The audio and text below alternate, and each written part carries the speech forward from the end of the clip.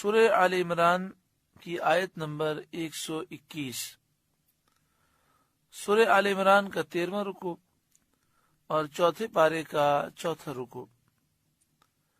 وَإِذْ غَدَوْتَ مِنْ أَهْلِكَ تُبَوِّئُ الْمُؤْمِنِينَ مَقَاعِدَ لِلْقِتَالِ، اے محبوب یاد کرو جب آپ صبح کو اپنے دولت خانے سے برآمد ہوئے مسلمانوں کو لڑائی کے مورچوں میں قائم کرتے ہوئے۔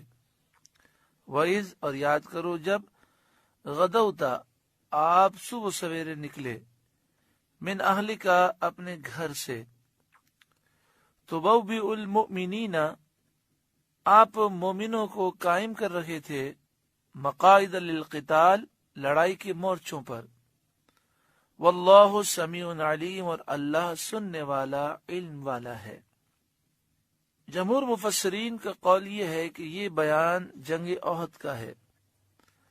اس کا مختصر واقعہ یہ ہے کہ جنگ بدر میں شکست کھانے سے کافروں کو بڑا رنج پہنچا، اس لیے انہوں نے انتقام لینے کا ارادہ کیا، اور انتقام لینے کے لیے ایک بہت بڑا لشکر انہوں نے تیار کیا جس کی تعداد 3000 تھی،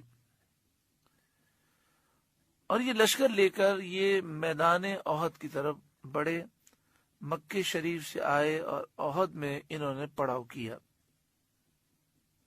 آپ صلی اللہ علیہ وآلہ وسلم نے تمام مسلمانوں سے مشورہ کیا، اور اس مشورے میں منافقین بھی حاضر ہوئے۔ عبداللہ بن ابی جو منافقوں کا سردار تھا، اس کو بھی بلایا گیا۔ ابھی تک مسلمانوں کے سامنے اس کی منافقت ظاہر نہیں ہوئی تھی۔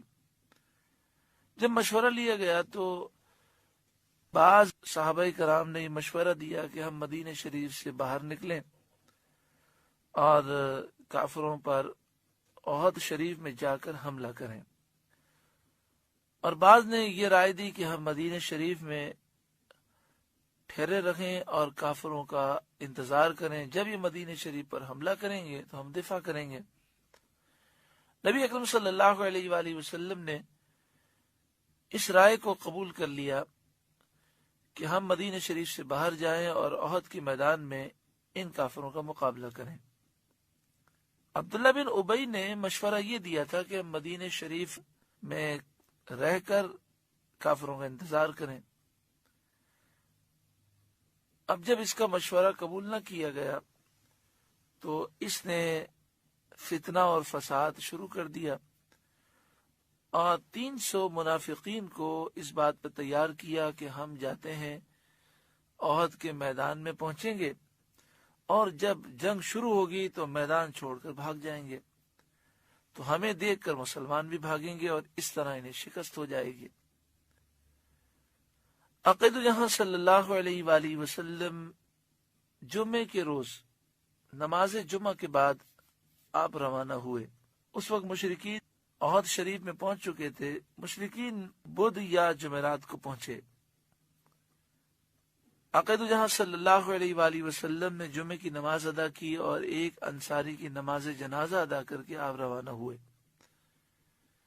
راستے میں آپ نے صفیں درست فرمائی اور یہ قافلہ رک رک کر پہنچا، تو جمعے کو ظہر کے بعد یہ روانہ ہوا اور یہ ہفتے کے دن پہنچا۔ ہفتے کے دن 15 شوال 3 ہجری تھی۔ یہاں نبی اکرم صلی اللہ علیہ وآلہ وسلم نے نزول فرمایا، یعنی یہاں پر آپ نے قیام فرمایا۔ پہاڑ کا ایک درہ جو لشکر اسلام کے پیچھے تھا، اس طرف سے اندیشہ تھا کہ کسی وقت دشمن پشت پر سے آ کر حملہ کرے گا، اس لیے نبی اکرم صلی اللہ علیہ وآلہ وسلم نے حضرت عبداللہ بن جبیر کو 50 تیر اندازوں کے ساتھ وہاں مقرر فرمایا۔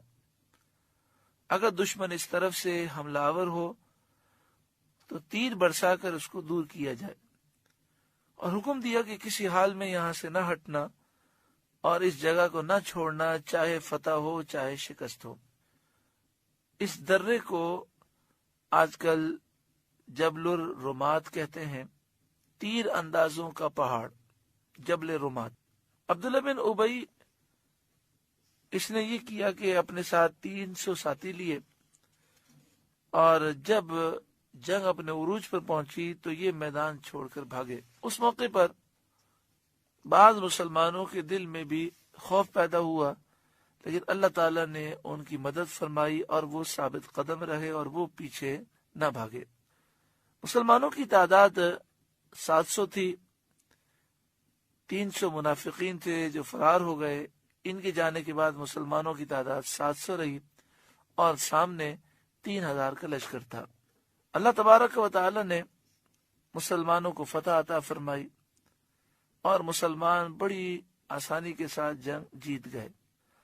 لیکن نبی اکرم صلی اللہ علیہ وآلہ وسلم نے یہ فرمایا تھا کہ یہ پہاڑی کا جو درہ ہے، 50 تیر اندازوں کو یہ فرمایا تھا کہ یہاں سے ہٹنا نہیں، تو 10 قائم رہے اور 40 ہٹ گئے۔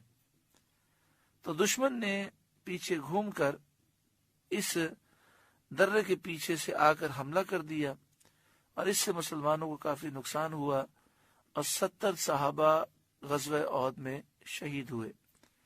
اس موقع پر کافروں نے چاروں طرف سے نبی اکرم صلی اللہ علیہ وآلہ وسلم کو گھیر کر حملہ کیا۔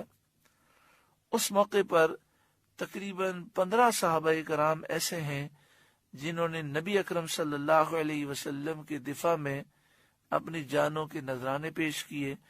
چاروں طرف وہ رسول اللہ کے گرد کھڑے ہو گئے اور تیر اور تلوار کے وار انہوں نے اپنے سینے پر اپنے ہاتھوں پر لیے۔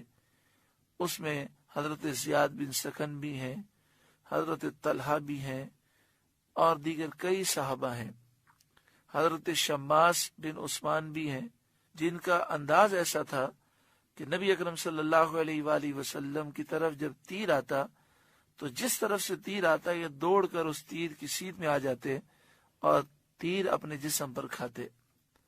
اللہ تعالیٰ نے انہیں اتنا بلند درجہ عطا فرمایا کہ احد کے میدان میں سید الشہداء کے ساتھ آپ کی قبر شریف ہے، حضرت شماس بن عثمان، اور نبی اکرم صلی اللہ علیہ وآلہ وسلم نے ان کی نماز جنازہ ادا نہ فرمائی، اور اس کی وجہ یہ بیان کی گئی کہ نماز جنازہ ادا کی جاتی ہے تو اس سے مغفرت ہوتی ہے، اور اگر کسی کی مغفرت ہو چکی ہو اور نماز جنازہ پڑھیں تو اس کے درجات بلند ہوتے ہیں۔ ان کے متعلق فرمایا گیا کہ حضور کا دفاع کرنے کی وجہ سے اللہ نے ان کو سب سے بلند درجہ دے دیا، لہذا ان پر نماز جنازے کی حاجت نہ رہی۔ اس آیت کریمہ میں غزوہ احد شریف کا ذکر ہے۔ ارشاد فرمایا وَإِذْ غَدَوْتَ مِنْ أَهْلِكَ تُبَوِّئُ الْمُؤْمِنِينَ مَقَاعِدَ لِلْقِتَالِ، اور یاد کرو جب اے محبوب صبح کو آپ اپنے دولت خانے سے برآمد ہوئے مسلمانوں کو لڑائی کے مورچوں پر قائم کرتے ہوئے، واللہ سمیع علیم، اور اللہ سننے والا جاننے والا ہے۔